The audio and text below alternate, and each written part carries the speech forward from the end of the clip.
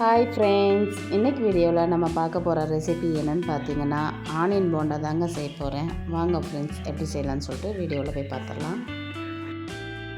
First இந்த recipe செய்கிறதுக்கு 4 பெரிய வெங்காயத்தை நீல வாக்கில் அரிஞ்சு எடுத்து வச்சுருக்குறாங்க. அது வேறு ஒரு பாத்திரத்துக்கு நம்ம மாற்றி எடுத்துக்கலாங்க. மாற்றி எடுத்துகிட்டு கையை வச்சுட்டு நல்ல உதிரியை நம்ம பனைஞ்சி எடுத்துக்கலாங்க.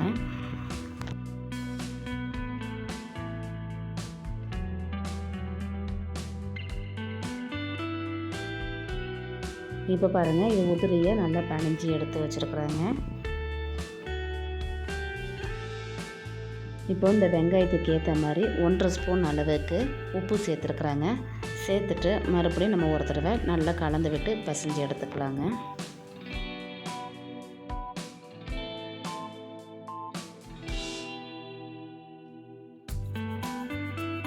இப்போ இதை நம்ம உதிரியை பிசைஞ்சு எடுத்தாச்சுங்க. இப்போ இதுக்கு கூடவே தேவையான பொருட்கள் எல்லாத்தையும் நம்ம சேர்த்துடலாம். ஒரு துண்டு இஞ்சியை சின்ன சின்னதாக கட் பண்ணி வச்சுருக்காங்க, அது சேர்த்துக்கலாம்.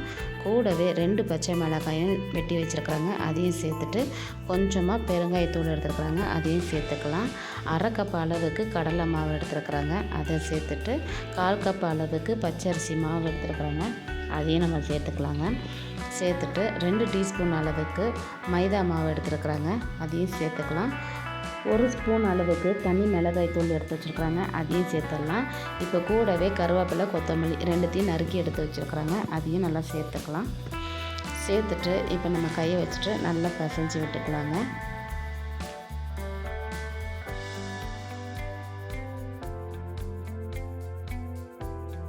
இப்போ இந்த வெங்காயத்தில் ஆல்ரெடி தண்ணி வரதுனால தண்ணி சேர்க்காமல் நல்லா பிணைஞ்சி வச்சுக்கலாங்க.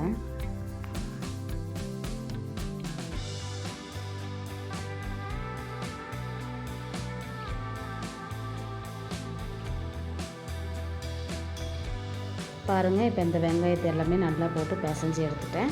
இப்போ இதிலேருந்து நம்ம சின்ன சின்ன உருண்டைகளை நம்ம பிடிச்சிக்கலாங்க. உதிரியை உதிர்த்து விட்டாலும் பரவாயில்ல, இல்லைன்னா இந்த மாதிரி உருண்டை பிடிச்சாலும் கரெக்டாக இருக்குங்க. நான் இன்றைக்கி உருண்டை பிடிச்சி தான் நான் செய்ய போகிறேன். இந்த மாதிரியே இருக்கிற மாவுலேயே நம்ம உருண்டை பிடிச்சி வச்சுக்கலாங்க. இப்போ எண்ணெய் நல்லா காஞ்சிடுச்சிங்க.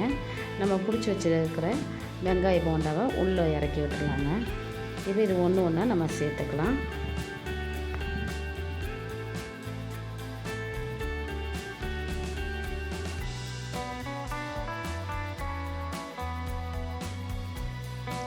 இப்போ எல்லாத்தையும் சேர்த்ததுக்கப்புறமா ஒரு தடவை நல்லா கரண்டியை வச்சு கிளறி விட்டுக்கலாங்க. ஸ்டவ்வை லோ ஃப்ளேமில் வச்சுட்டு நம்ம செஞ்சுக்கலாம். அப்போ தான் உள்ளுக்குள்ளே நல்லா வெந்து வரும். இது ஒரு 5 நிமிஷம் போல் நல்லா பெரட்டி போட்டு எடுத்துக்கிடுங்க.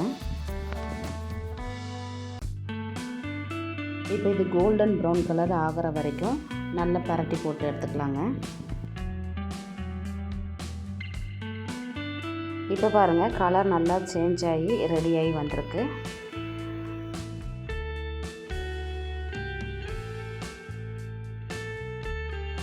இப்போ இதை நம்ம வெளியே எடுத்து வச்சிடலாம். எண்ணெயை நல்லா வடிச்சிட்டு நம்ம வெளியே எடுத்து வச்சுக்கலாங்க. இப்போ ரெடி பண்ண போண்டாவை வேறு ஒரு பிளேட்டுக்கு நம்ம மாற்றி எடுத்து வச்சுக்கலாங்க.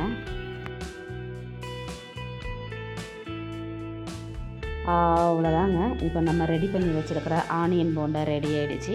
இந்த வீடியோ உங்களுக்கு பிடிச்சிச்சின்னா லைக் பண்ணிக்கோங்க. மறக்காமல் நம்ம சேனலை சப்ஸ்கிரைப் பண்ணிக்கோங்க. அப்போ தான் நான் போடுற வீடியோ எல்லாமே உங்களுக்கு நோட்டிஃபிகேஷனாக சேருங்க. Okay friends, tata, bye by.